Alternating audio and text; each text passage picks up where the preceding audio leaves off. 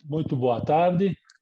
Meu nome é José Roberto Cardoso, sou professor da Escola Politécnica da Universidade de São Paulo e nós estamos agora organizando um trabalho ligado ao programa Eixos Temáticos da Universidade de São Paulo.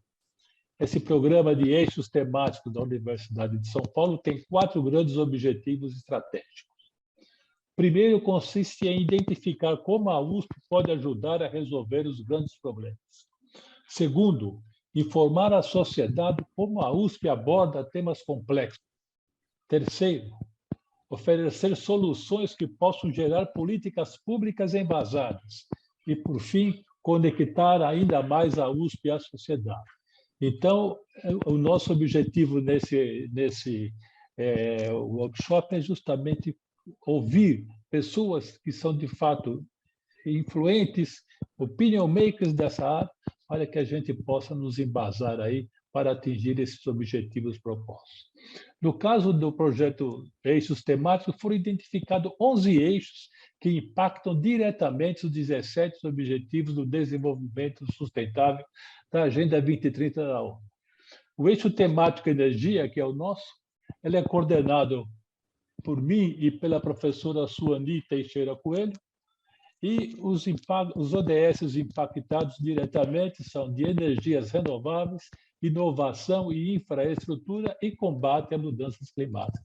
Então, este workshop, Energia até onde podemos ir, né, terá a participação da professora Virgínia Parente como moderadora do evento, espero que ela consiga entrar dentro em breve, e também o professor Eric Rego, da EPE, Empresa de Pesquisa Energética, o professor Antônio Varejão de Godoy, da Sensato Energia, e também a professora Solange Davi, da Santo Antônio Energia. Então, são esses os nossos convidados, e eu vou começar aqui a nossa apresentação, convidando o professor Varejão para dar início às apresentações. Na sequência, a professora Solange fará a sua apresentação também. E eu espero que até lá a professora Virgínia consiga entrar no nosso evento. Varejão, a palavra é sua. Muito obrigado por aceitar nosso convite. Eu sei que o seu tempo é valioso, mas, enfim, a gente costuma abusar dos amigos, né? Então, fique à vontade. Cardoso, muito obrigado aí pela oportunidade. Nós que agradecemos. Virgínia também, obrigado aí pelo convite. Eu acho que é um ponto importantíssimo aí para a USP, que, na minha visão, hoje é a universidade do país que está mais conectada na área de energia com os problemas que nós temos, com os temas que têm sido discutidos e que precisam ainda mais serem aprofundados. Apesar do Eric ele não ter chegado, eu vou usar um ponto inicial aí para a gente partir, né, sobre a conversa da questão da geração renovável do país. Quando você pega o PDE 2131, se você somar o que você tem de energia renovável, você tem um acréscimo. Proporcionalmente, a parte de geração hidrelétrica ela reduz, a parte de geração solar distribuída e solar concentrada, mais eólica, ele cresce, e a parte de biocombustível, eles também crescem com a geração associada, e você acaba tendo um aumento da energia renovável de 77% para 84%. Particularmente, eu tenho uma experiência toda no setor público e, mais recentemente, esse ano, eu estou vivendo a experiência de estar como diretor de uma empresa de energia, né, do grupo Tavares de Mello, aqui do Nordeste, mas que tem ativos de geração no Mato Grosso, em Santa Catarina, projetos de desenvolvimento no Paraná, na Bahia, em geração hídrica, solar e eólica. E aí o primeiro grande desafio que eu acho que existe hoje para ser tratado é a questão do escoamento da energia renovável. Ou seja, houve uma decisão de política pública de você trabalhar num determinado sentido em relação à questão do benefício para os investidores de geração renovável associada à redução da tarifa do uso de energia de transmissão, da transmissão custo. E isso, com certeza, gerou, como esse processo de redução ele foi feito de uma forma abrupta, ou seja, de um determinado dia aquele ali acaba, e não uma forma gradual, acabou gerando um excesso, teoricamente, um excesso de geração renovável e um problema para os reguladores e para os operadores, mas que, por outro lado, você, num país feito o Brasil, em que a gente tem um elevado nível de desemprego, e que você investe principalmente nessa área, na região mais pobre do país, na região em que você pode ter o melhor desenvolvimento, maior desenvolvimento e uma maior repercussão desse investimento, você não fazer ou não permitir ou não dar solução para esse investimento, pode ser um grande empecilho. E aí nesse momento, você não pode olhar o problema de uma forma estritamente acadêmica, mas tem que ser visto no sentido de encontrar soluções. A EPE ela trouxe, em dezembro, soluções de longo prazo, mas é preciso que se consiga conciliar soluções de curto prazo, soluções que viabilizem, naqueles 48 meses que hoje ainda existem, soluções para acesso de geração renovável no país. O segundo ponto é que isso vai vir como?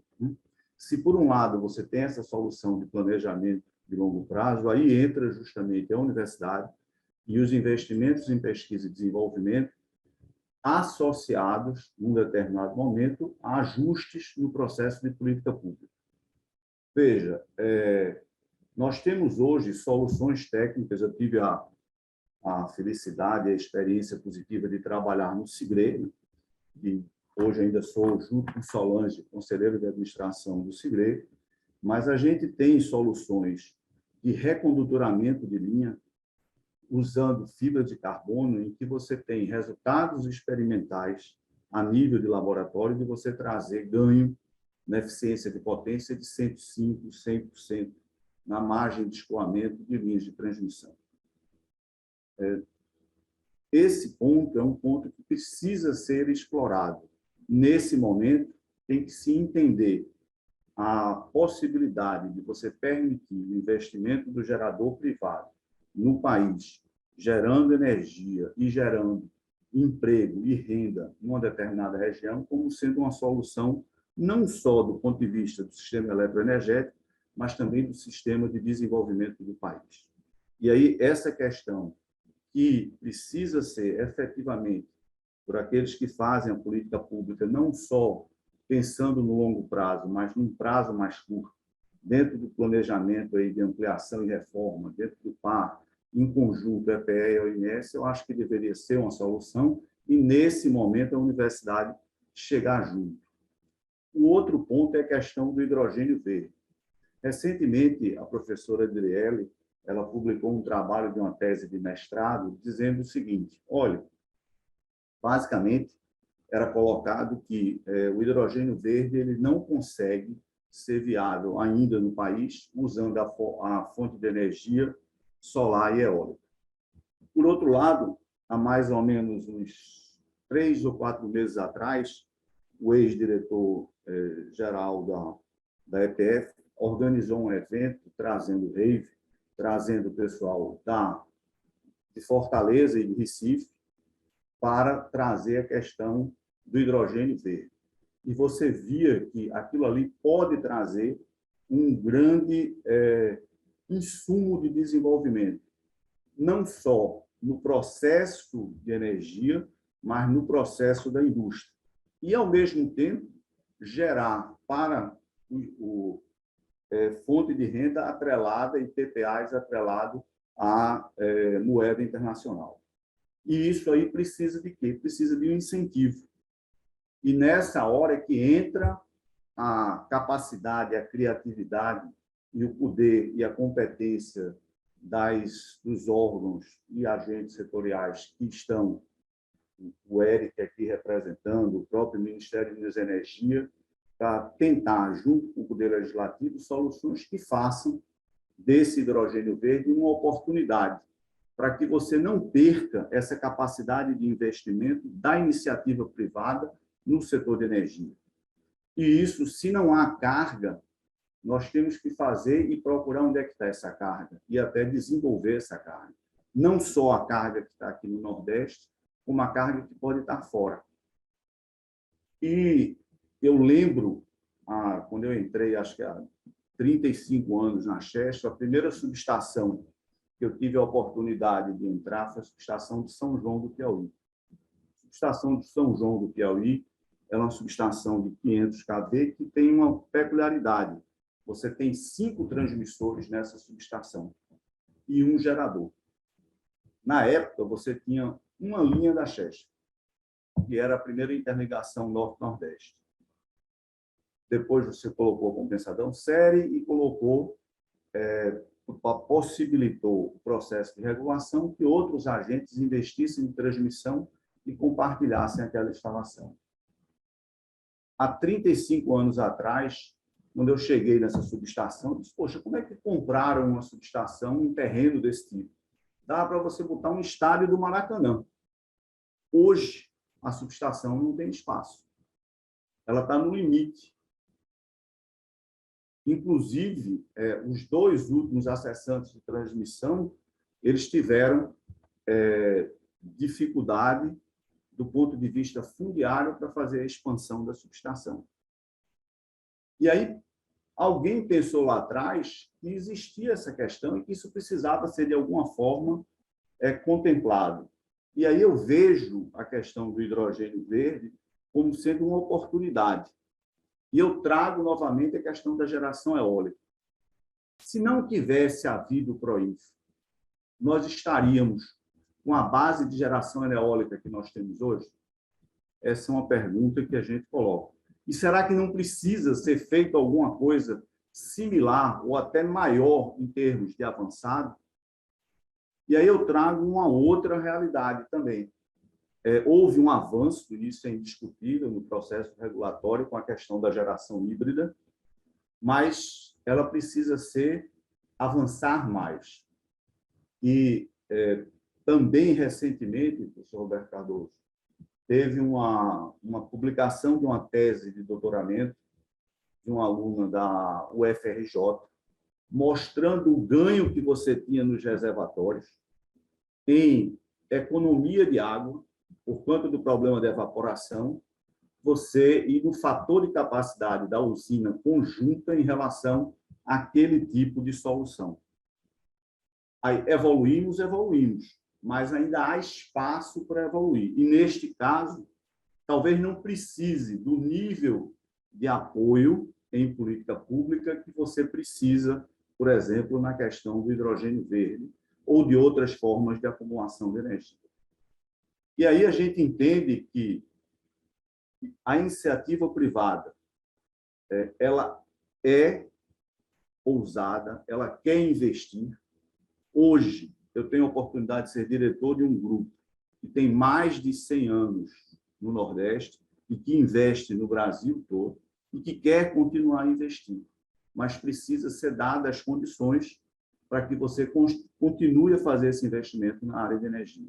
E, particularmente, investir num país, a gente precisa ter a segurança, o entendimento de que os momentos e a dinâmica demandam, muitas vezes, políticas públicas que gerem esse incentivo para o investidor, sobretudo num momento em que a economia tem uma taxa de Selic, como nós temos, com as dificuldades que nós estamos vivendo, do ponto de vista fiscal, etc., no sentido de permitir viabilizar o investimento.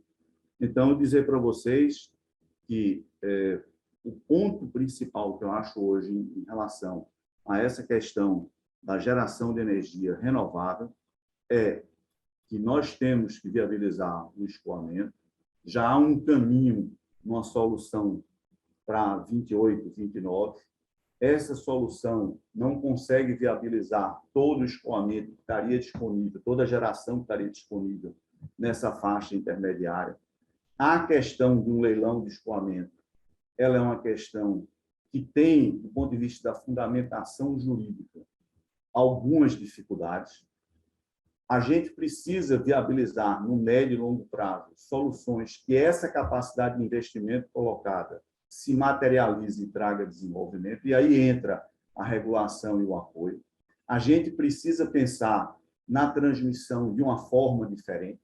Quando se pensou em 1980 e 90, na linha de potência natural elevada, era uma loucura. A primeira empresa do Brasil e a primeira empresa do mundo que fez uma linha de potência natural elevada foi a Chesf, naquele momento, fazendo a expansão do feixe de Banabuiú-Fortaleza e conseguindo viabilizar o atendimento à região de Fortaleza numa época que você tinha porte de carga, possibilidade de ter porte de carga.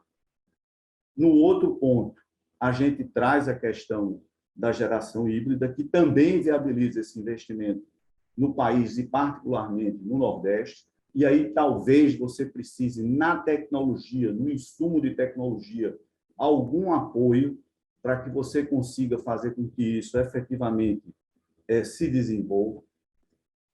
E a gente acredita que esse aumento que você tem no PDE 2031, em que você sai das bases de geração de energia renovável de 77% para alguma coisa como 84%, 85%, ela pode ser ainda maior.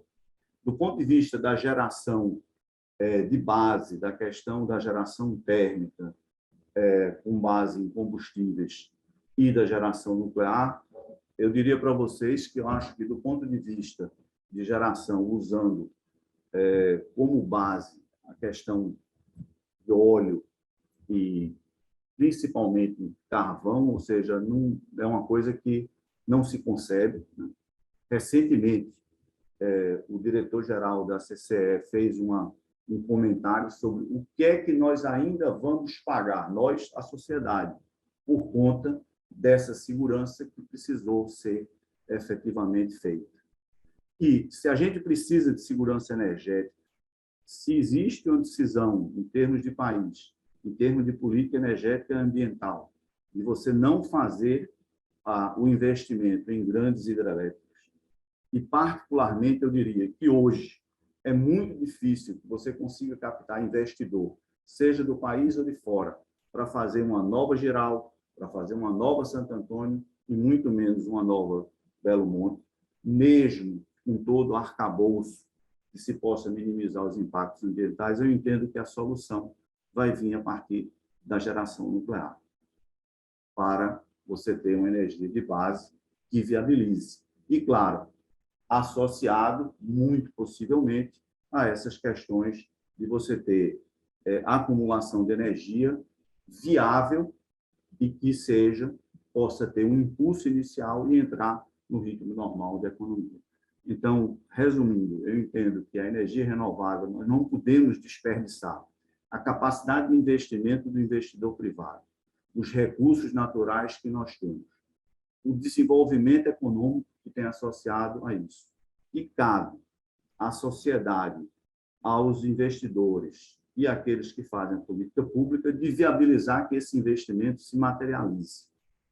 Segundo, que essa materialização desse investimento necessita efetivamente que sejam feitos avanços tecnológicos e que se consiga, com esse avanço tecnológico e o apoio regulatório, viabilizar crescimentos de novas tecnologias, como aconteceu com a geração eólica e o Proinfa, por exemplo. E que, do ponto de vista da geração de base, eu entendo que, se há uma decisão, e hoje é difícil de você reverter essa decisão e é difícil de você trazer novamente o investidor para a geração hidrelétrica de grande porte. Então, o caminho é a geração nuclear.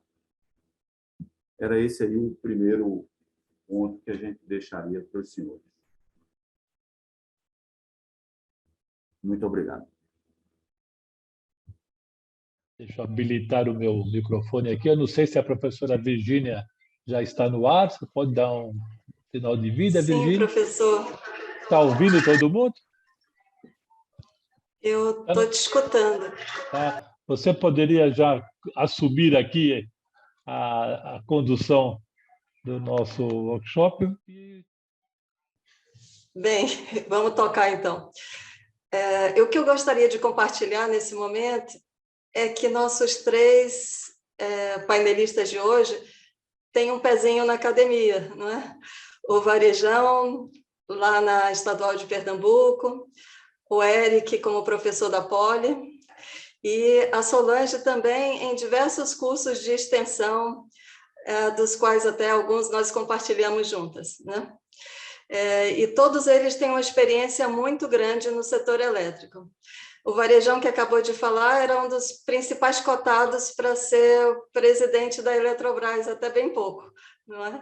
E o Eric já está há um bom tempo como diretor da EPE, que é o braço de planejamento do Ministério de Minas e Energia. E a Solange tem uma experiência riquíssima.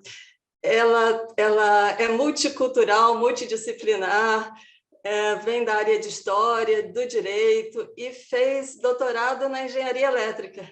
Então, uma mulher de muita coragem. Bem, dito isso,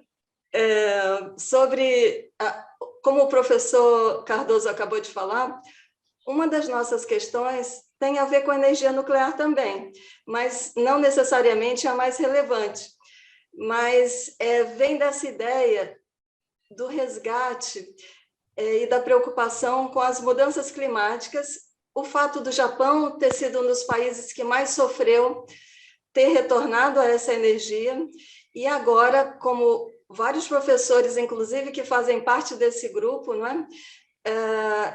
Voltaram a estudar, sobretudo, a energia nuclear de menor porte, modular, diferentemente do que se pensou em 7 grandes nucleares no país. Mas, fora isso, existem vários outros desafios, e eu vou passar a palavra na sequência para Solange explorar alguns deles, não é? Sobretudo ligados ao empoderamento, que é uma palavra muito estranha, né? O empowerment dos consumidores, pela experiência que ela teve na CCE, e isso implica em muitos desafios, porque se vários professores, vários consumidores passam a ser livres, é preciso gerenciar uma quantidade de dados muito grande.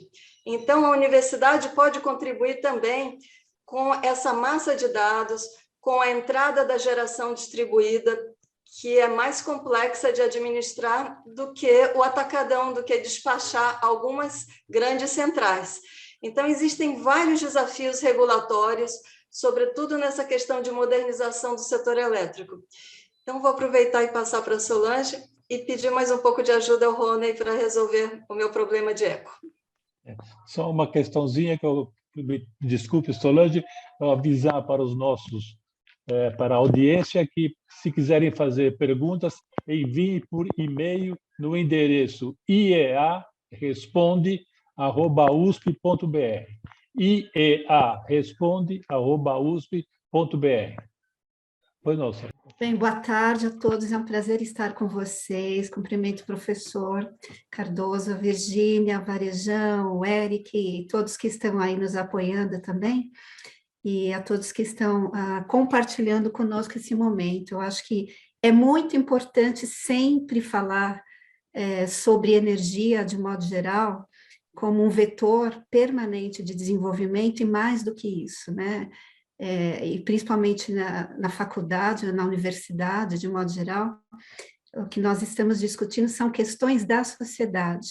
Então, a universidade, ela tem um papel relevante, e acredito que sempre, permanentemente, nós devemos falar, e principalmente trazer as reflexões, professor, no sentido de colaborar mesmo com o objetivo da universidade, que também é de colaborar.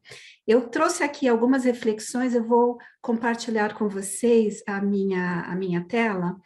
É um slide... Vendo? Ok.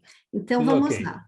Ótimo, obrigada. Eu estou aqui, então, no slide em que eu trouxe 4 questões, Virgínia, para poder compartilhar com vocês. Vocês estão vendo aqui? Acho que é o slide de destaques. Ótimo, obrigada. Então, o que eu gostaria de comentar, e até pegando o que o Varejão falou, que de fato nos faz refletir sobre muitos aspectos, e Um deles, a questão do desenvolvimento, que você abordou até de natureza regional também, ou nacional, né, Varejão? Mas o que eu gostaria de trazer para a nossa discussão, aqui nos itens para destaques, olhando 1, 2, 3 e 4, não de forma isolada nem pontual, mas de forma conectada, todos eles, e eu vou explicar por quê. Então, quando a USP nos chama para discutir sobre energia, sobre fontes renováveis, incluindo também falar sobre as fontes não renováveis, né? Ou falar sobre nuclear, ou falar sobre termoelétricas de modo geral. Então, eu acredito que o primeiro aspecto que talvez nós possamos pensar é o aspecto de políticas públicas de uma forma mais ampliada e, inclusive, considerando o cenário ESG, no qual nós vamos falar sobre meio ambiente, sobre sociedade de modo geral, sobre governança corporativa, sobre investimentos. E falando sobre tudo isso, nós tratamos da transição energética, que eu acho que é muito mais que uma transição energética, também deve ser uma transição social. Por quê? Porque, na verdade, nós vamos ter a energia vinculada a vários elementos que estão sendo observados agora, que são objeto de discussão, objeto de, até às vezes, de polarização mesmo, né? Quando nós pensamos aí em várias questões debatidas no mundo moderno, e nós vinculamos, então, a partir daí, a energia com a diversidade, com a inclusão social, com a redução da desigualdade. Então, esse primeiro aspecto que eu gostaria de abordar, ele diz respeito a isso, né?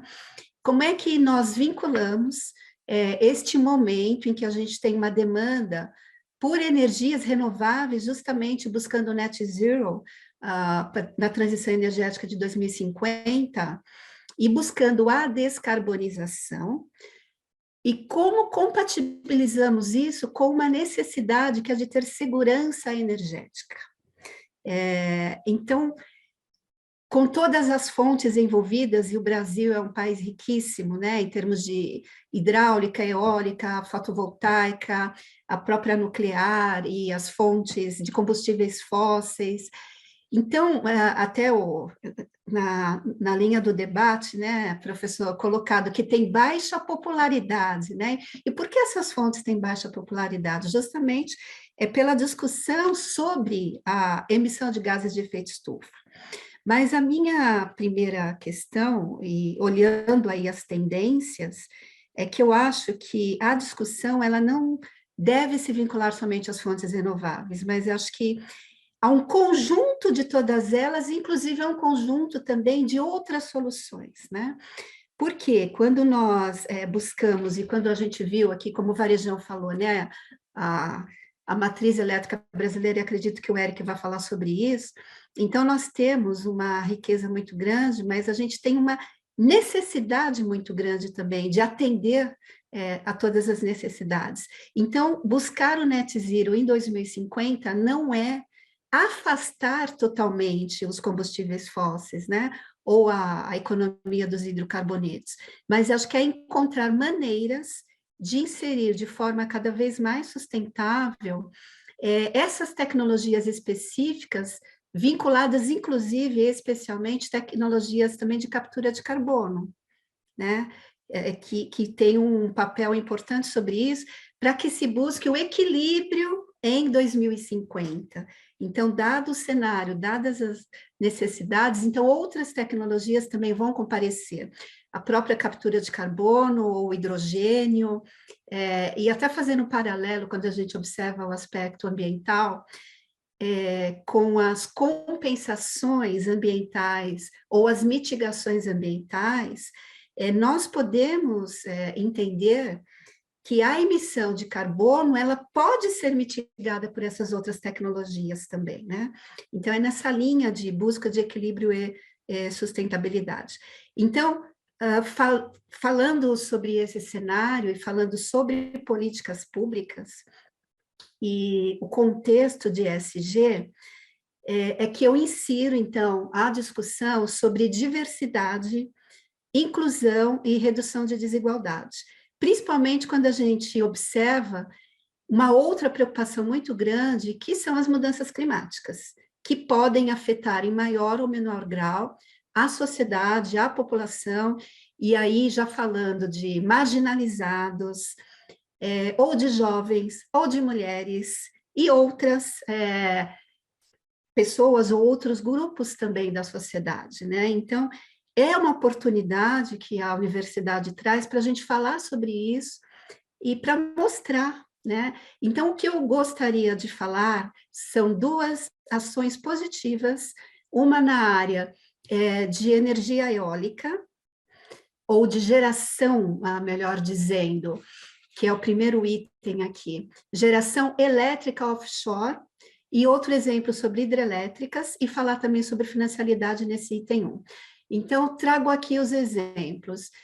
Eu acho que o Brasil ele precisa bater palmas, né, para as coisas positivas que nós fazemos. E esse ano, tem até aqui, eu vou passar o próximo slide, nós temos um decreto, que é o decreto 10946, de 25 de janeiro de 2022, em que se estabeleceu uma regulação específica, ou se deu pontapé para isso, para a cessão de uso de espaços físicos e o aproveitamento de recursos naturais em águas internas de domínio da União, no mar territorial, na zona econômica exclusiva e na plataforma continental, para a geração de energia no oceano e no mar de modo geral.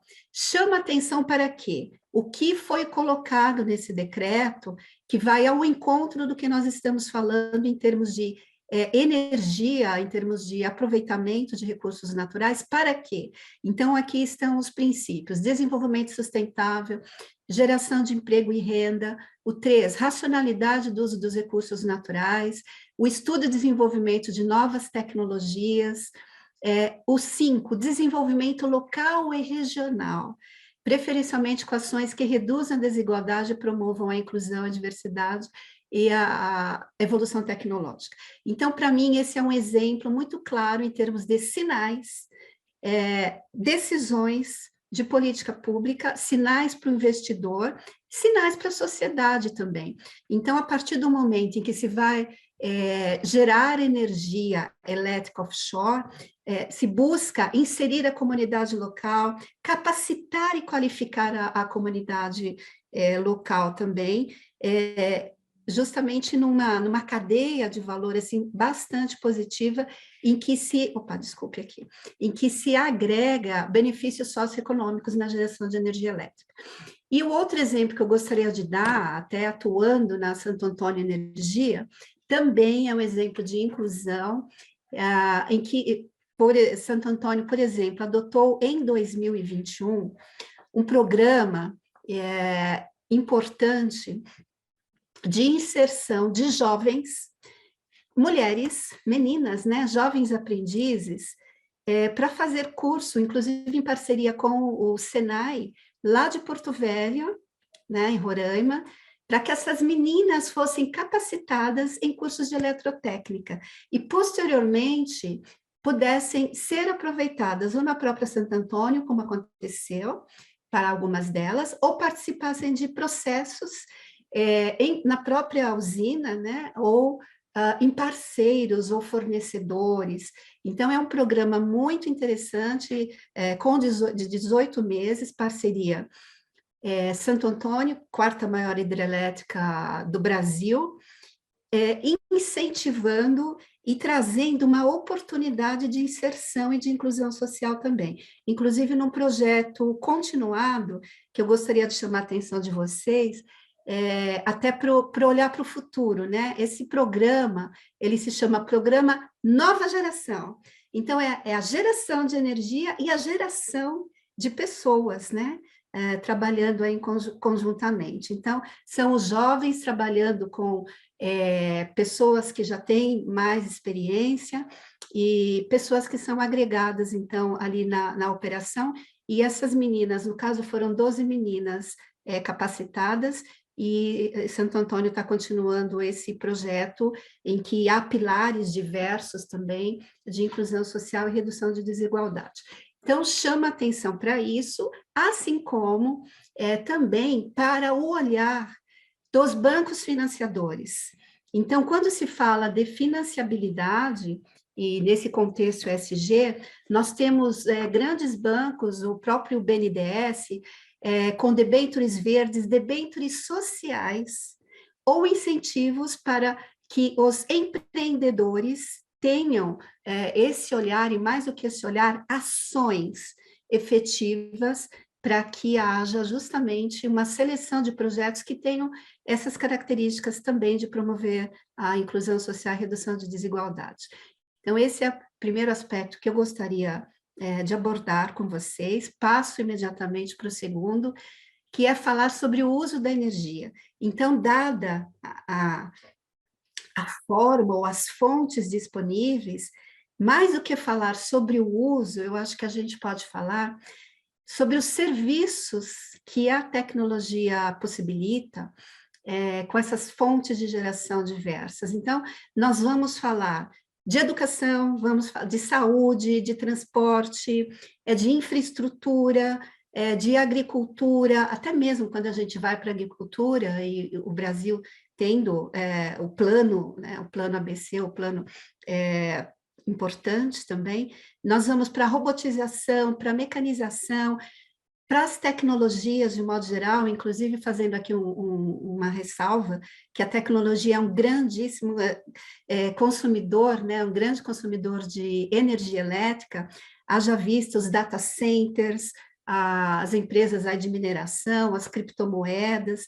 Então, a gente tem essa vinculação da energia e da própria cadeia de valor da energia, geração, transmissão, distribuição e a própria comercialização, se inserindo cada vez mais, né, em todas as demais atividades econômicas, o que faz com que se passe a discutir a energia mais do que a própria fonte, mas com os seus atributos e o que elas possibilitam. Então, aí, possibilitam confiabilidade, disponibilidade, robustez do fornecimento, e aí nós passamos até, acho que para discussões de conceitos diversos, e acho que a universidade pode contribuir bastante para isso, como, por exemplo, o conceito da resiliência. Dentro desse cenário de segurança energética e até mesmo de cenário de questões geopolíticas, quando a gente verifica a questão Rússia, Ucrânia e o que a Europa tem discutido também.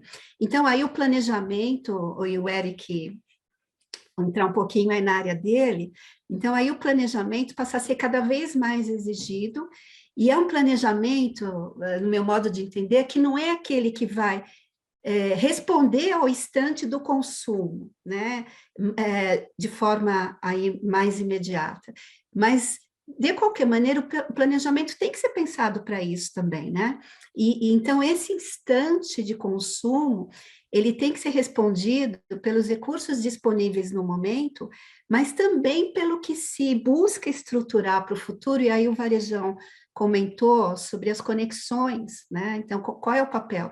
Não só das fontes, mas das conexões ou das margens de escoamento para essa geração toda.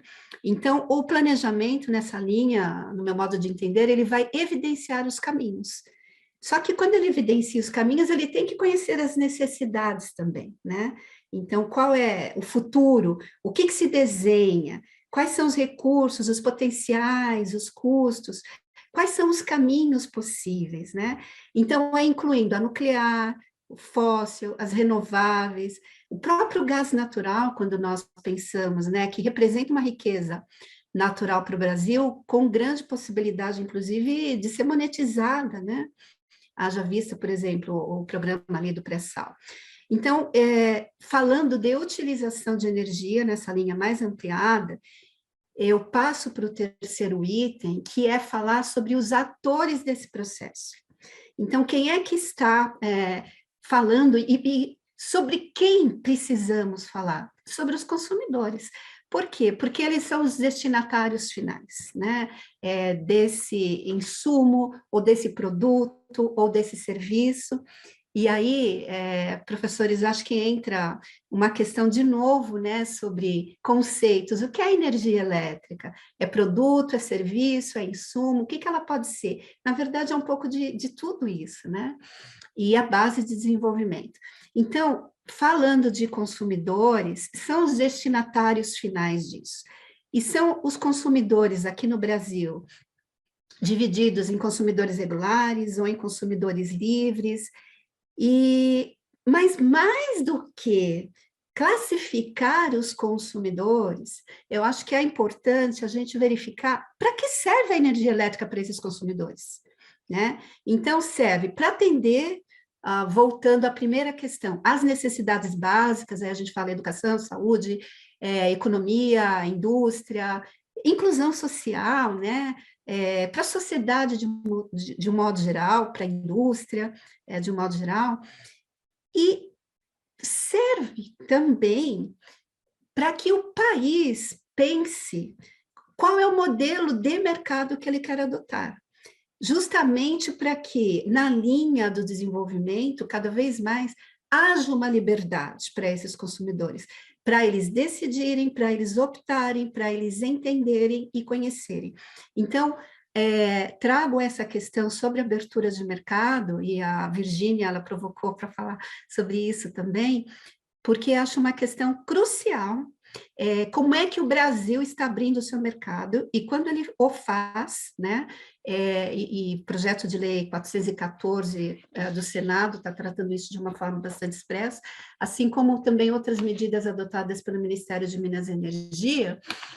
Como é que se deve fazer em termos principalmente de uma cultura que a gente tem no Brasil, e mais do que uma cultura, vários tipos de consumidores, né? Então, a gente fala consumidor do grupo A, do grupo B, subdividindo depois, até que a gente vai para aqueles consumidores que são de tarifa social, então, baixa renda, ou os quilombolas, ou os indígenas. Então, como é que o Brasil vai costurar esse grande mosaico que nós temos, olhando a sociedade, né?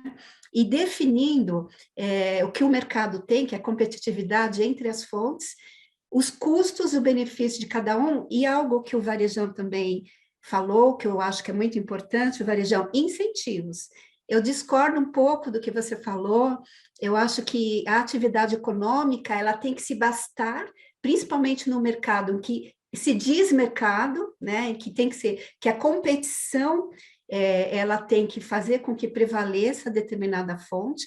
Eu acho que o Brasil já tem que passar uma régua nessa questão dos incentivos e subsídios, está fazendo isso em longo prazo, quase 2050, que a gente vai reduzir de fato os subsídios. Eu sei que tem uma discussão muito importante sobre isso, né? Qual é a importância de se incentivar ou não uma fonte de energia e para que nós precisamos dela, né? Mas tem uma outra questão por trás disso, que é quem paga a conta e qual é essa conta. E aí, falando até do legislativo, né, a atuação do legislativo a estabelecer incentivos, eu tenho muito medo quando a gente fala que tem que ir alguma coisa para o legislativo, em razão do que tem sido produzido, né? Então, eu trago até uma outra discussão, assim, por onde transitam os poderes executivo, legislativo, judiciário, né? Qual é a construção e a decisão de país para se estabelecer direitos e obrigações? E muitas obrigações, né? Então, qual é o custo da energia? Como é que você divide esse bolo de pagamentos que tem que ser feitos para que isso tudo permaneça?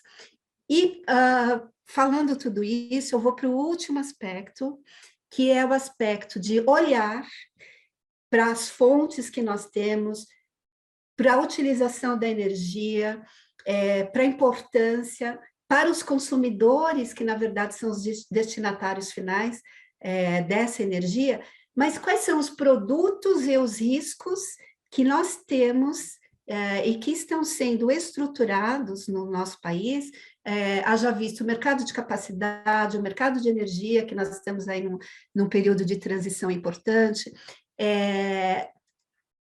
a própria geração distribuída, outros mecanismos de mercado, até o próprio mercado financeiro, com os derivativos. Então, qual é a estrutura que nós estamos criando com produtos que possam ser oferecidos para esses consumidores que vão poder optar quando o mercado abrir? Então, quando a gente fala de dados, e a Virgínia trouxe essa questão, nós vamos ter dados de medição 24 horas por dia, 7 dias por semana, o preço horário, né, que o Brasil já adotou o preço horário para a energia. Então, quais são os produtos? Então, é um produto 7 dias por 24 horas, 7 por 24, os consumidores vão poder decidir, eles vão entrar num site, por exemplo, vão escolher o que eles vão consumir, por quanto tempo, qual a hora, é preço livre, é preço de mercado, é preço fixo, que riscos eles vão incorrer, né? Então, isso precisa ser comunicado, precisa ser falado, precisa ser estruturado, por conta do que é básico, a segurança no fornecimento, e, ao final, o que eu trago aqui, que é a justiça energética. E a justiça energética é não somente o acesso à energia, é uma energia de qualidade, mas também e principalmente a condição de pagar por essa energia, que é algo que nós estamos discutindo no Brasil presentemente, e a gente verifica, né, vários movimentos e uma dinâmica também de discussão sobre isso. Não vou entrar no mérito do que foi aprovado ontem no Congresso Nacional, mas é uma discussão que nós devemos ter, que a Europa já está tendo, por exemplo, que é o custo da energia, né? E como é que você permite o acesso, tem a disponibilidade, mas a sociedade e os consumidores têm condições de pagar por ela. Então, eu acho que a gente abre a discussão para um risco que é um risco muito maior, que não é somente o risco de segurança energética, mas é algo que tem que ser ponderado e que, para mim, é estratégico, e acho que a universidade pode contribuir muito para essa discussão. Então, eu concluo aqui as minhas observações e fico à disposição também, Virgínia, professor e colegas, e fecho aqui o meu slide. Muito obrigada, Solange.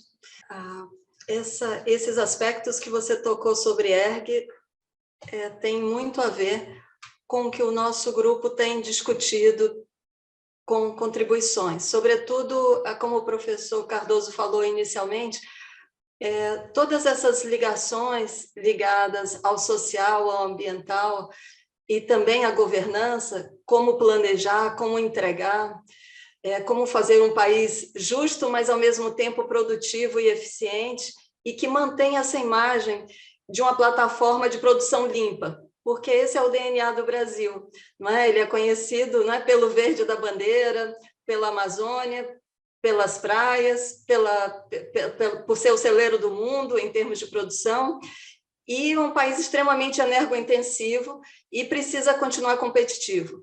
Então, essas três dimensões estão sempre presentes e também nos remetem a uma ligação com os ODS, sobretudo o acesso à energia, porque, embora tenha havido uma grande evolução, não é? Hoje se fala em menos de 1% da população do Brasil sem acesso ou com acesso precário à energia, 1% de 200, 210, estamos falando de mais de 2 milhões de habitantes, é muita gente ainda com esse acesso precário.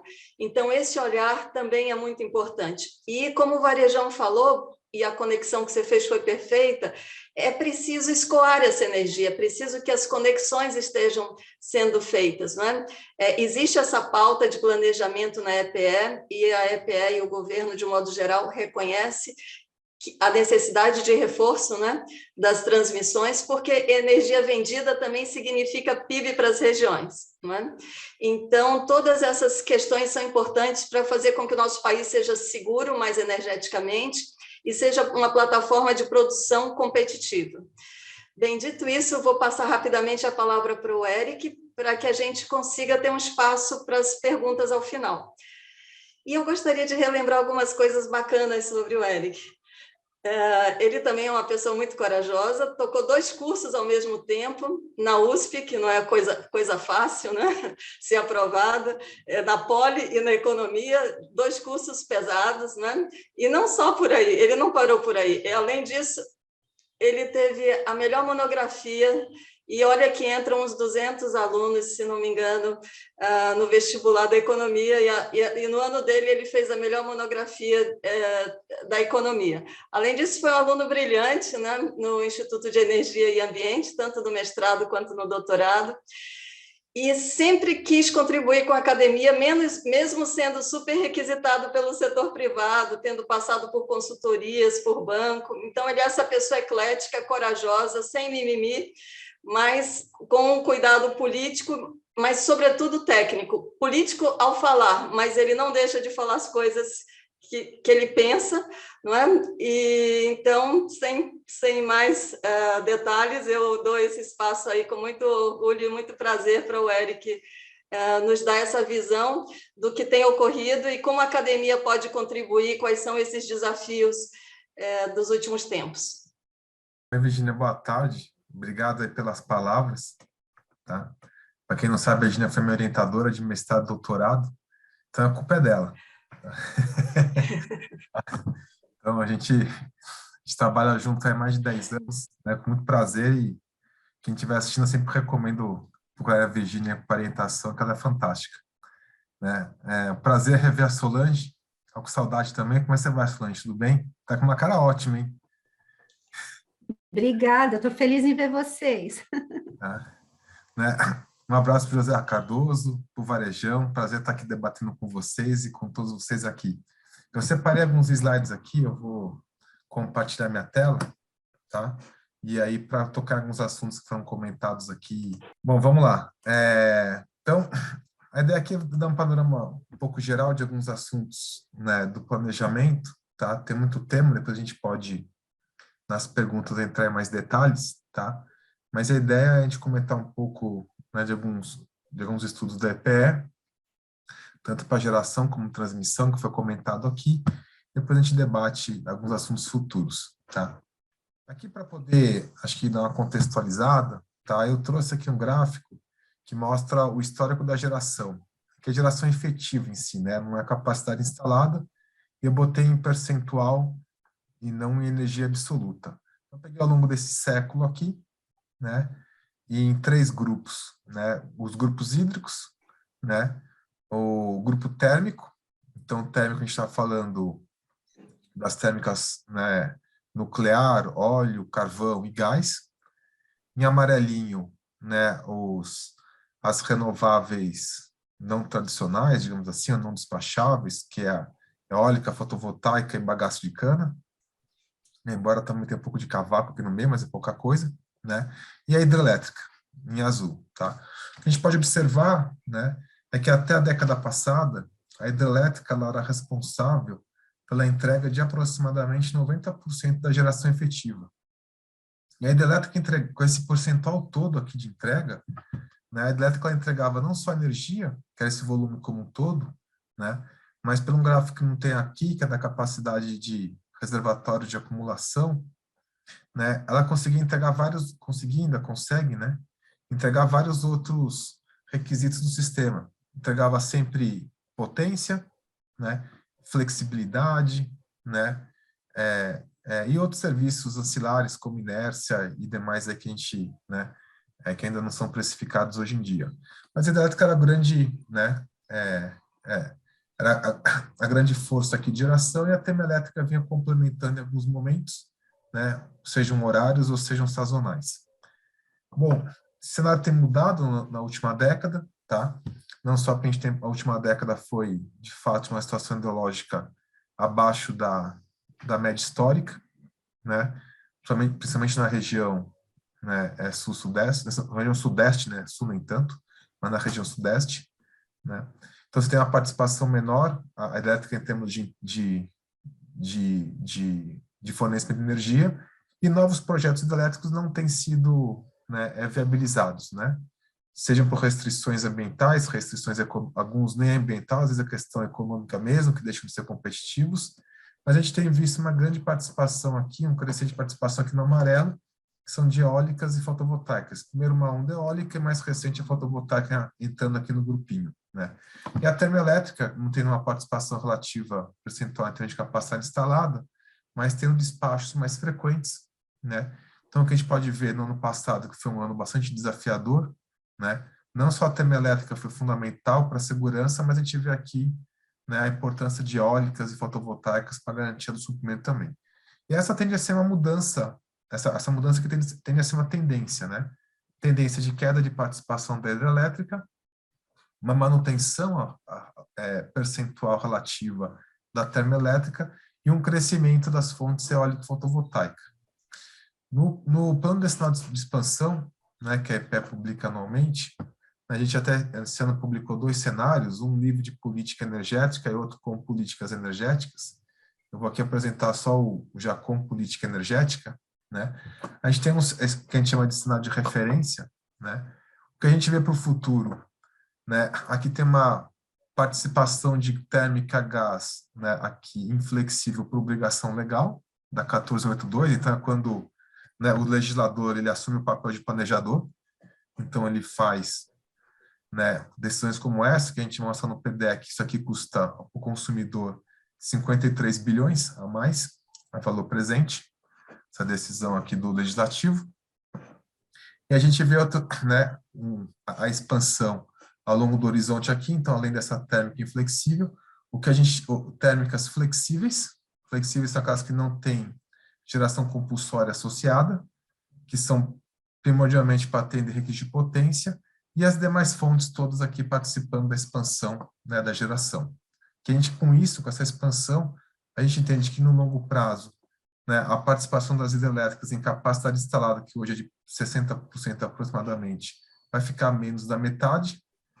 Um grande crescimento de geração distribuída, aquela distribuída, né, seja em telhado, né, ou seja com aquela comercialização disfarçada, né, são os projetos de MMGD, né, que é autoprodução remota, então deve crescer, um crescimento bastante acentuado, deve representar aqui 14% da capacidade instalada, né, termoelétrica com crescimento aqui percentual, até por força da lei, e as demais fontes aqui também com seus crescimentos, eólica também com crescimento relativo, as outras demais fontes aqui com estabilidade. O maior destaque mesmo é o grande crescimento de MGD e a queda relativa de participação da hidrelétrica, porque não temos projeto hidrelétrico hoje, né, viável nem ambientalmente, nem economicamente. Tá?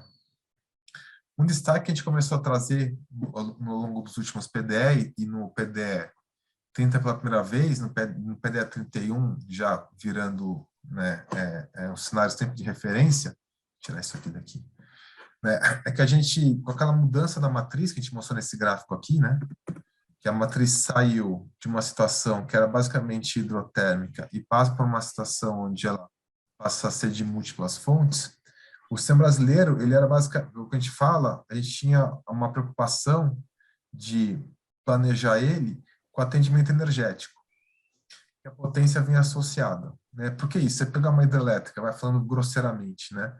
Uma hidrelétrica de 100 mega de potência, capacidade instalada, em geral ela fornece 50 a 60 megawatts de energia ao ano em média, que a gente chama de 50, que a gente fala de 50 megawatts médios. Só que se precisar gerar 90 instantaneamente, 95 instantaneamente, ela consegue gerar. Então, era um momento que você dimensionava o sistema para atender o recurso do ponto de vista energético, porque era o recurso de água que você tinha, ou que você tinha de água suficiente para gerar esses 50, 60 em média, né, para uma usina de 100, mas que atendia, do ponto de vista horário, né, até 100 megawatts, tinha reserva, até 95, né, não chega a 100 totalmente, mas...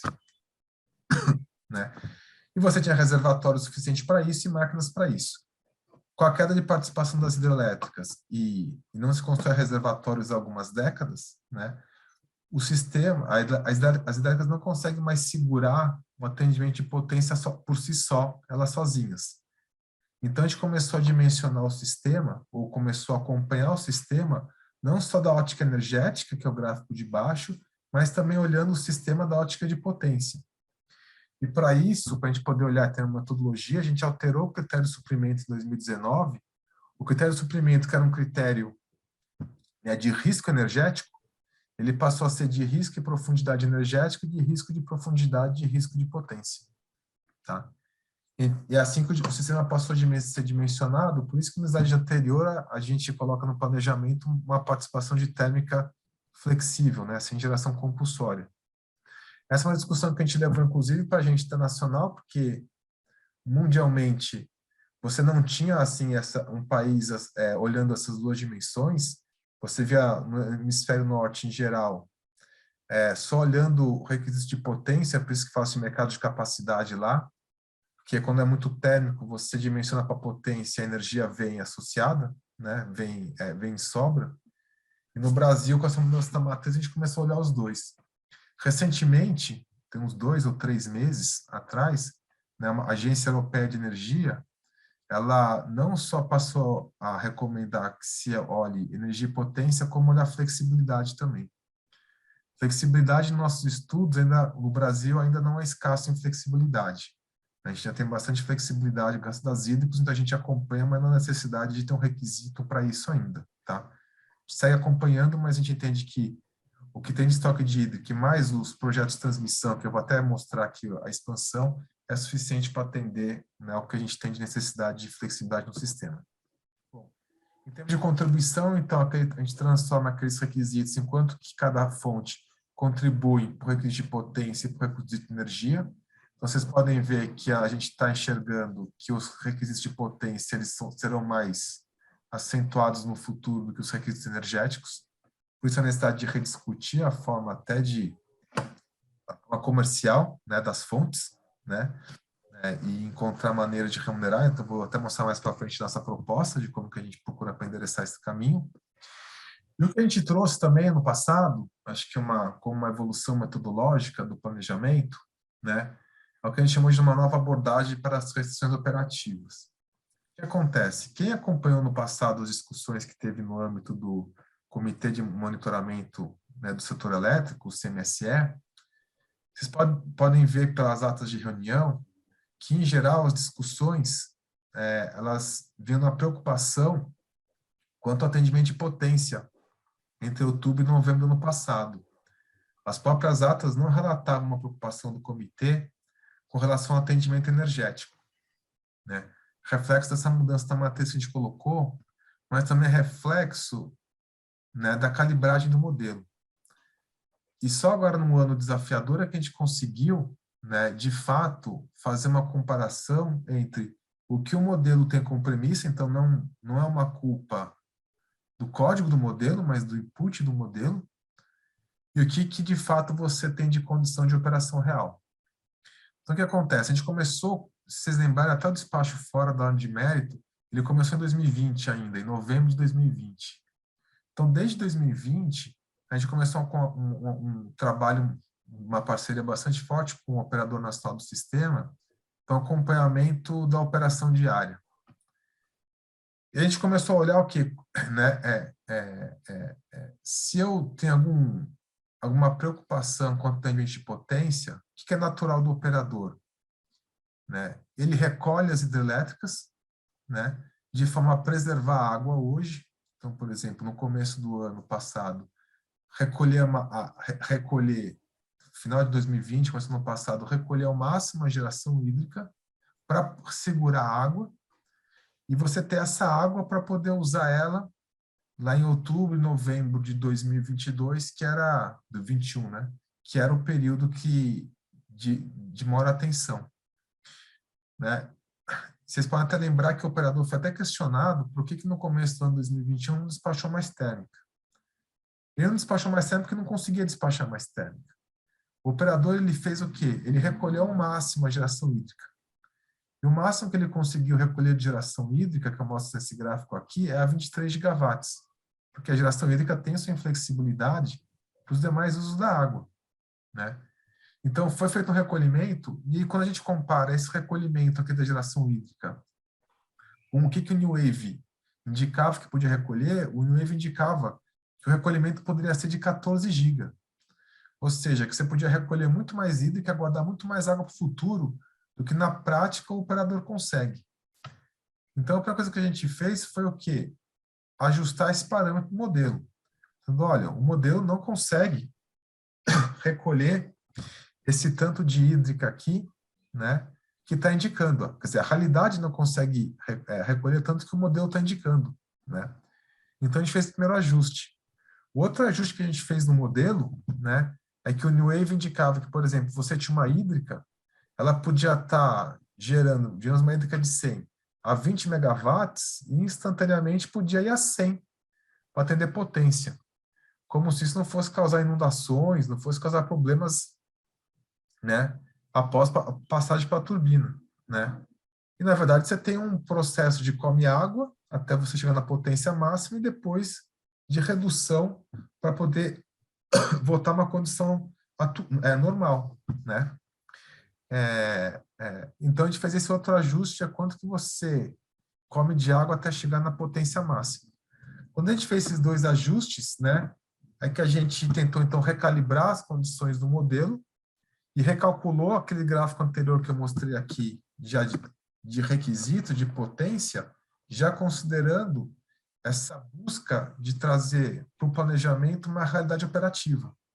É uma busca que a gente tem feito, né? A gente tem procurado, né, com frequência, trazer para o planejamento uma maior realidade operativa, trazer para os modelos, né, uma maior realidade operativa, né?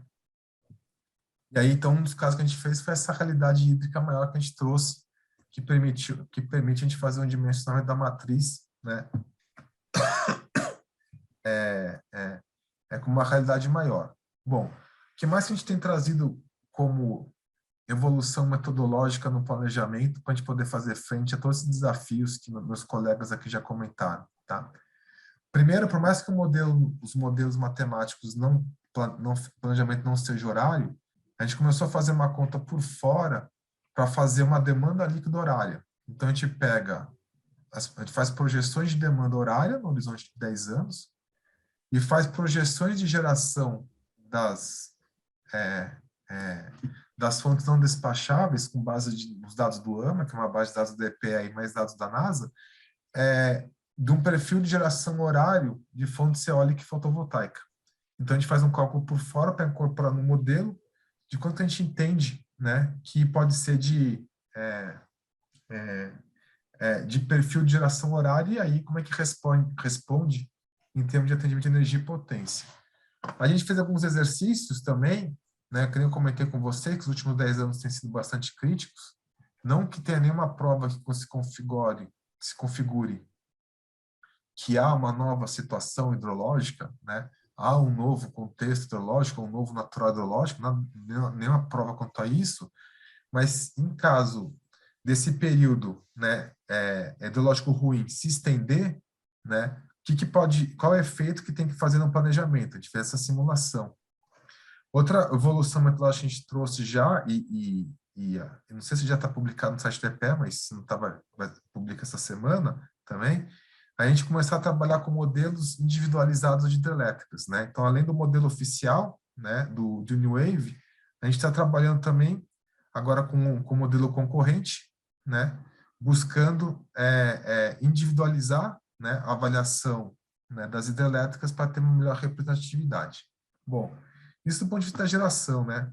Do ponto de vista da transmissão, a gente tem feito um esforço bastante grande, né?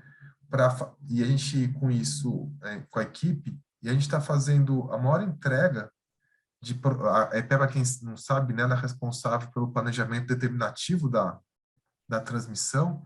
A gente está fazendo a maior entrega de estudo de transmissão que a EPE já fez, tá? De forma a viabilizar toda uma expansão de fontes renováveis baratas, principalmente da região Nordeste. Com isso, a gente já entregou, né, entre dezembro do ano passado, né, esses dois estudos, e abril desse ano, esses estudos todos aqui, quais são os estudos? Um bipolo de corrente contínua, sendo de Graçarana até Silvânia, em Goiás, né, sendo um grande corredor aqui de transmissão de energia. Ontem foram licitados alguns projetos no norte de Minas, né, no ano de transmissão, que vão se conectar com essa expansão toda aqui na Bahia e Sergipe, e mais toda essa outra expansão aqui nos demais estados do Nordeste. E eles todos devem culminar com uma saída aqui no Rio Grande do Norte de um segundo bipolo, A gente deve, aqui está errado a data, tá? Esse segundo bipolo, a gente deve terminar ele no final do ano. E um segundo bipolo que vai levar mais um lote grande de energia para o Sudeste. Com isso, com todos esses estudos aqui, né, a nossa perspectiva é que a capacidade de escoamento da região Norte e Nordeste para a região Sudeste, que até 2024 deve ficar em 15 gigawatts, a gente vai conseguir ampliar para 32 gigawatts a capacidade de escoamento. E a quantidade de fontes de eólicas e fotovoltaicas, né, que vão poder se conectar no sistema, né, no Brasil como um todo, deve chegar até o final do horizonte decenal em 57 gigawatts. Isso é suficiente para atender a demanda do setor de energia elétrica até 2032, 2033. Então, estou falando de projetos até 2028. Então, por exemplo, nas conversas que a gente tem com os empreendedores, né, embora a gente tiver 200 gigawatts de projetos em habilitação, quando a gente faz um plano desse, a gente leva em consideração o que há de demanda, né? Né? Qual que é a expectativa de demanda que a gente não vai fazer linha para ficar ociosa, ficar parada, né? Então, a gente faz as linhas, né, em função da expectativa de demanda que a gente tem para o horizonte decenal.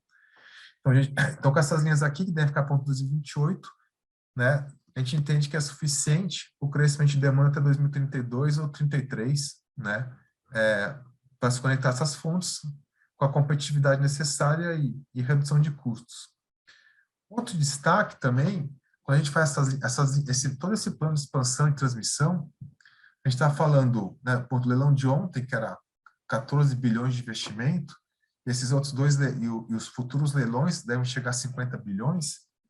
No primeiro momento, pode parecer que é uma conta alta para o consumidor, mas aqui a gente fez um exercício, né, que é dependendo do portfólio de geração, né, que se conectar nesses projetos, porque a gente faz em transmissão, a gente não escolhe que fonte vai se conectar, né? Qualquer fonte pode se conectar. Se a gente desconectar, for um perfil mais eólico, for um perfil mais fotovoltaico, se ainda tiver algumas térmicas conectadas, vai que seja, então vão ter fatores de capacidade diferentes que são usos diferentes do sistema de transmissão. A gente tem que toda essa expansão de 50 bilhões no Nordeste, para poder aumentar, né, para 32 gigawatts a capacidade de escoamento, né, o Brasil poder receber no total do que já tem existente mais novo 57 GB de capacidade instalada de fontes renováveis, para o consumidor vai custar aqui o que? R$12 megawatt-hora? Quando a gente fala de R$12 megawatt-hora, aí a pergunta que se faz é, custando para o consumidor R$12 megawatt-hora, né? Eu estou viabilizando uma fonte lá eólica fotovoltaica que custa R$150 megawatt-hora, 140, 160. Então, se ela custa 150 mais 12, estou falando R$162 para o consumidor. Existe no Sudeste alguma fonte que custe menos que R$162? Não, né? Nenhuma. É tudo na casa de R$300, né? Aqui no Sudeste. Então, o sistema de transmissão que a gente está mapeando aqui, que a gente está planejando, né? Além de aumentar a segurança do sistema, né? Ele também reduz o preço para o consumidor. Ele aumenta a segurança do sistema, né? Tem muito questionamento com relação a fontes renováveis quanto a eventual impacto, né, em termos de flexibilidade, né, do sistema. Quando a gente tem um sistema malhado como esse, se não ventar no litoral da Paraíba, vai ventar no interior de Pernambuco. Se não ventar no Rio Grande do Norte, vai ventar no interior da Bahia. Não para o vento no Nordeste inteiro de uma vez. Se não tiver sol na Paraíba, vai ter sol no Piauí. Então, quando você faz um sistema todo malhado, né, você consegue uma complementariedade de todos os recursos, né, na região geográfica do Brasil, né? Então, a gente tem alguns cálculos de efeito portfólio das renováveis no sistema. Então, além de você já contar com estoque de hídrico para flexibilidade, com esse sistema todo de transmissão, que além de reduzir custo para o consumidor, né, nos nossos cálculos você reduz, né, a necessidade de flexibilidade do sistema. Porque a série de transmissão promete justamente isso, né? Quando não vai ter no lugar, vai ter no outro. Quando não tem sol num lugar, tem sol no outro, né? Então, o efeito portfólio dessa geração renovável, ela atende ao requisito de flexibilidade do sistema. Tá? E, por fim, aqui, né, eu quero destacar é que a gente tem uma discussão sobre, né, o modelo hoje de setorialidade está esgotado, né? Esse modelo de leilões do ACR, modelo de reserva, é um modelo esgotado, que cria subsídio no mercado regulado, no mercado livre. Quem hoje vai para o mercado livre não vai por causa de gestão de contratos, vai porque tem um grande subsídio implícito, cruzado, que beneficia a sua migração para o mercado livre, né? Você tem muitas dificuldades hoje com a venda casada, que existe garantia física da commodity energia, e a garantia física, que é um mecanismo de adequabilidade, está vinculado aos recebíveis do projeto, então traz muitas dificuldades de você acertar a adequabilidade do sistema.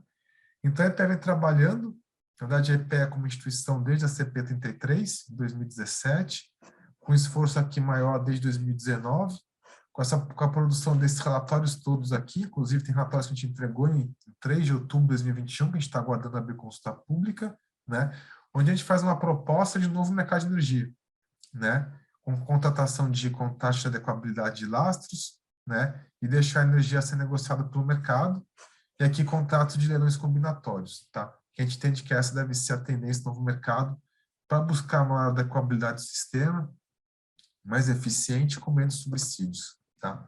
Eric, a gente já está se aproximando um pouco do final, e que bom que você também se aproximou do final. Pronto, acabei. Me empolguei um pouco aqui, mas eu acabei. Não, assuntos super importantes, empolgantes, né?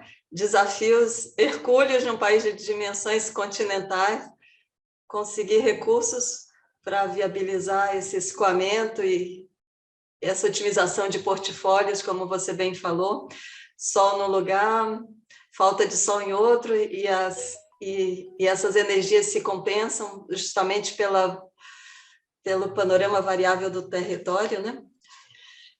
Mas, bem, vamos então para esses minutos finais. Professor Cardoso, gostaria de compartilhar com o senhor se a gente lê uma ou outra questão que está aqui, ou se faz uma rodada. Temos uma questão do professor Maurício e de alguns outros que se manifestaram, mas estou preocupada com o tempo. Eu sugiro que você passe todas as perguntas de uma vez para os conferencistas e depois cada um faz uma visão geral do que ele entendeu pelas questões que aparecem. Fazer uma a uma demora muito. Então, passa todas as perguntas para eles, anotam, depois cada um responde tudo de uma vez, talvez seja mais expedito. Certo. E não necessariamente precisam responder a todas, né? Porque Exato. acabaram sendo algumas e outras chegaram aqui pelo celular. Eu acho que é bom que você tem todas elas aí, né? Acredito que recebi a maioria. Bem, temos uma pergunta importante do professor Maurício, lembrando que o setor sofre muito lobby, muita pressão para várias coisas. Cada setor que é apaixonado ou que investe numa determinada fonte quer que ela tenha o maior espaço no mix energético. Além disso, a gente percebe que tem fontes que estão sendo descontinuadas no mundo, mas que talvez elas façam sentido localmente durante um curto período, mas não durante décadas. Então, essa ideia também do lock-in tecnológico, de se amarrar em termoelétricas por 20, 25, 30 anos, que estão sendo descontinuadas em outras partes do mundo e recebendo eventuais subsídios, como no caso do carvão, embora haja também, é preciso ser justo, experimentos em linha com o que ocorre no mundo, que é justamente carvão associado à captura e armazenamento de carbono, que é uma tecnologia que não tem sido descartada tanto pela Agência Internacional de Energia, mas que a gente precisa ver se faz sentido também no mix energético brasileiro. Sempre surge a questão sobre se faz sentido nucleares num país que tem fontes tão competitivas, ainda que elas sejam modulares. Valeria a pena, então, ter uma ou outra, e sempre a preocupação em ter uma quantidade suficiente que talvez faça sentido fazer o refino do combustível nuclear no país, e para isso precisaria escala. Mas um país que conta com tantas fontes é sempre uma questão econômica que vai e volta, e a ideia não é olhar essa energia com preconceito, porque pode ser que faça sentido em outro local, mas a questão é se faz sentido aqui. E outro, os desafios, né, ainda de conexão, por mais esforço que os estudos da EPS estejam sendo feitos, se eles vão decolar a tempo de viabilizar os projetos que estão correndo aí atrás e que estão com dificuldade de escoamento. Então, essa é uma outra questão que surgiu aqui. Então, acho que vou ficar com essas, e as demais nós vamos encaminhar aqui para os nossos painelistas de hoje, convidando eles a voltar para um bate-papo aberto ou individual, porque muitas questões surgiram de fato, e é um setor muito amplo e complexo, né? E acho que uma última questão que tem a ver com se o PLD horário viabiliza as hidrelétricas reversíveis, viabiliza outras possibilidades de energias intermitentes e amplia a segurança do sistema nesse sentido.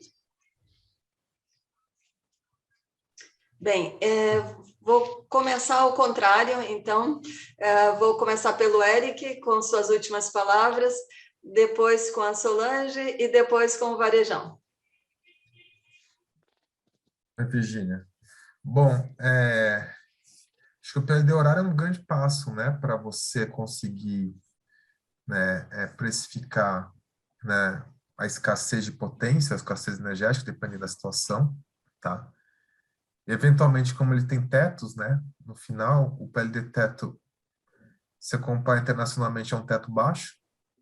Então, sendo um teto baixo, ele ainda pode criar um missing money, né, para algumas soluções tecnológicas, tá? Mas a gente entende que, veja, a gente está fazendo, o ano passado teve um leilão de capacidade, né, e no futuro a gente vai ter leilão de laços de capacidade, que a solução deve ser agnóstica, né?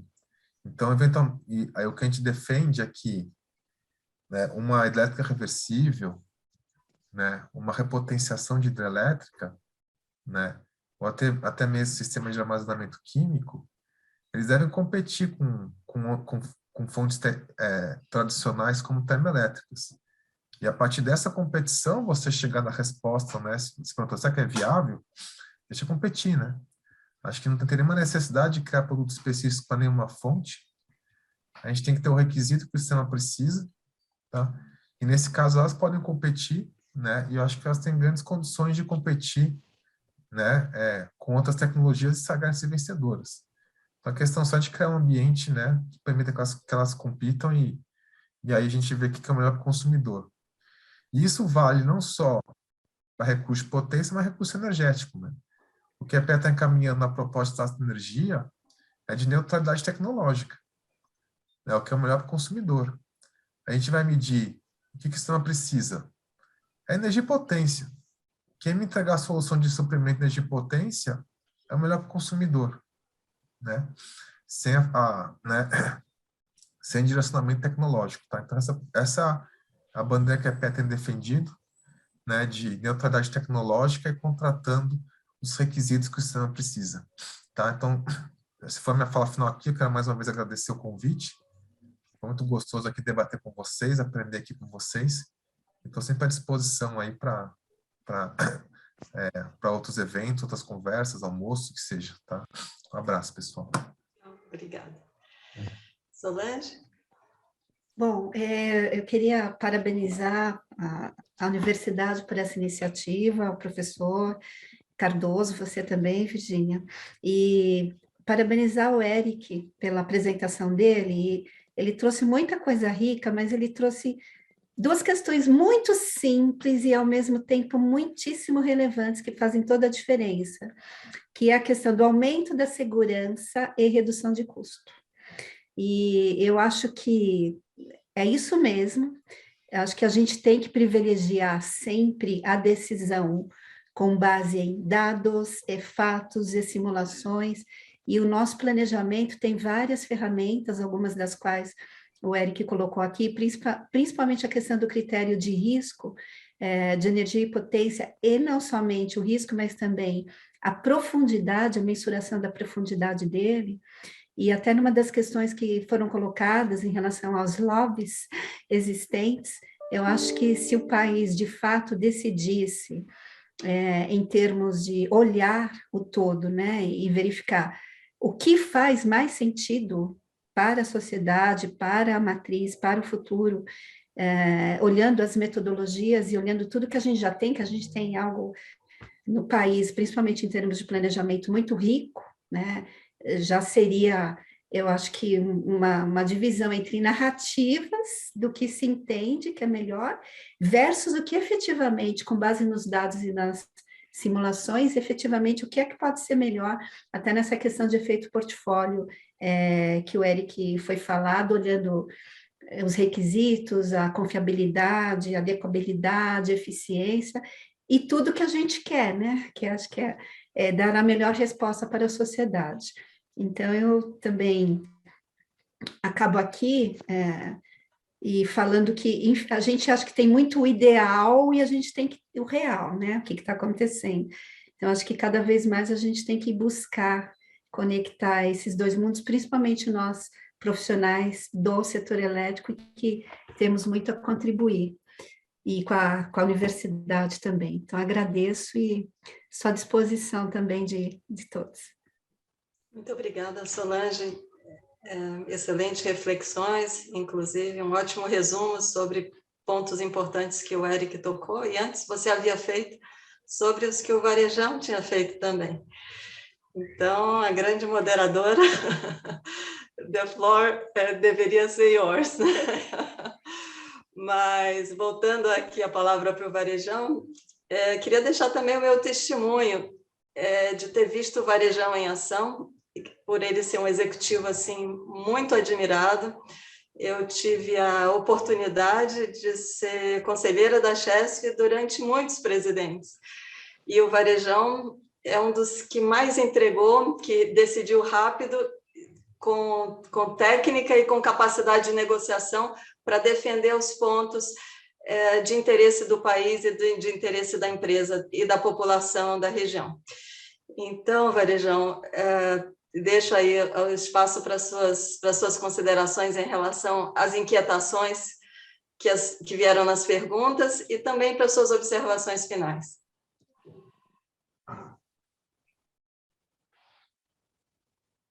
Primeiro... Acho que seu... Agora abriu. O áudio estava desligado.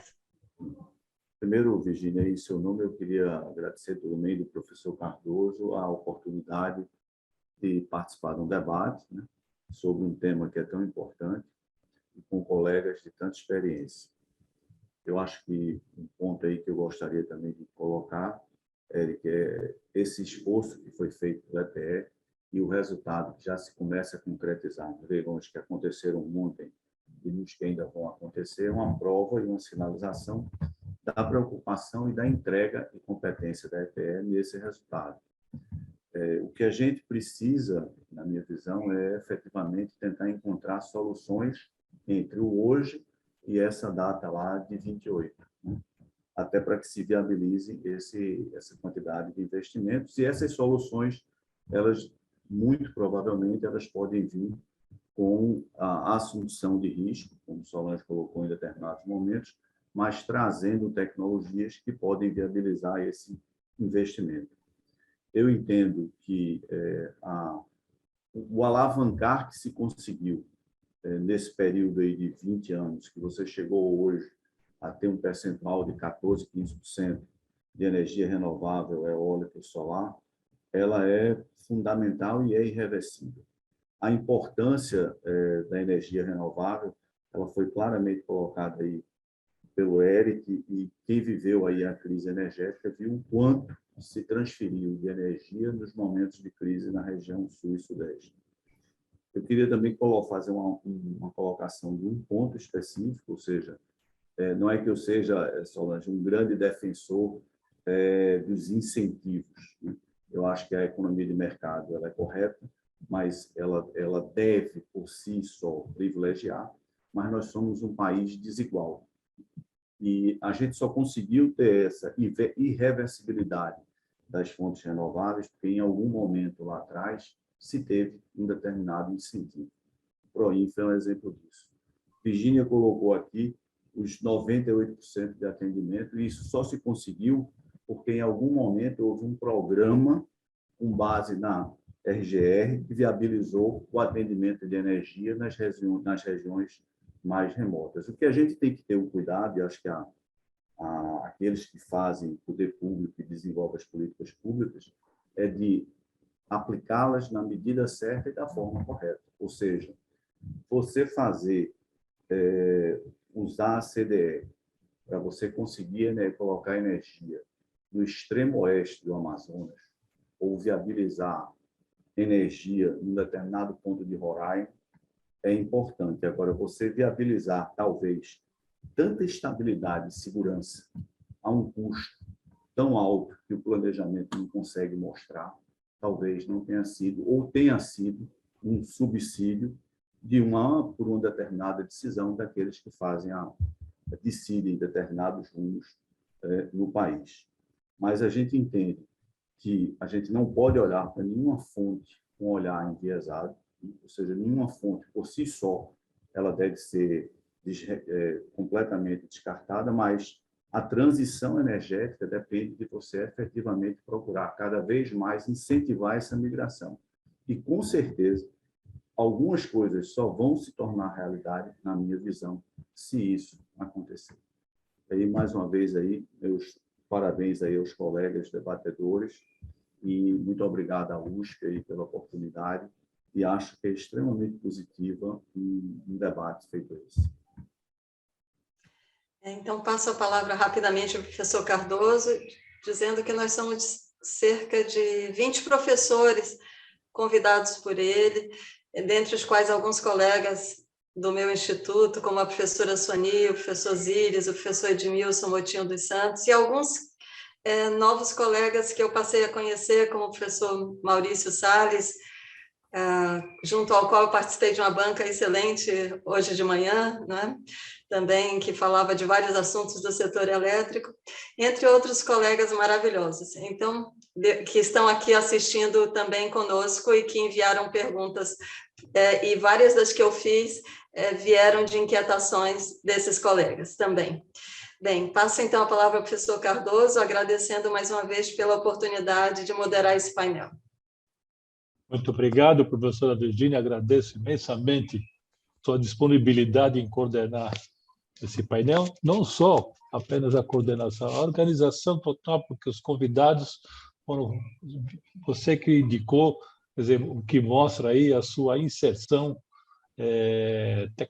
acadêmica, né, num cenário importante da engenharia. Eu, ao Varejão, a Solange, ao Eric, né, eu quero atestar aqui a observação que eu tenho da alta densidade intelectual que nós temos nesse momento aí, com a presença de vocês na discussão desse tema tão importante para a Universidade de São Paulo nesse momento, né? Quer dizer, nós temos aqui formadores de opinião que apresentam grande visibilidade no cenário nacional e internacional, eu posso garantir isso, né? E que estão, de fato, antenados com a questão energética e, sobretudo, considerando o aspecto social que é tão importante para nós. Eu novamente agradeço e, evidentemente, espero revê-los quanto antes, porque, de fato, ouvi-los foi muito bom. Muito obrigado.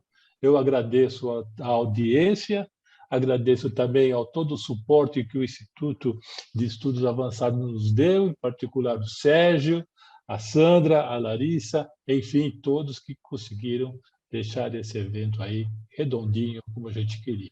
Muito obrigado, gente. Até a próxima, então.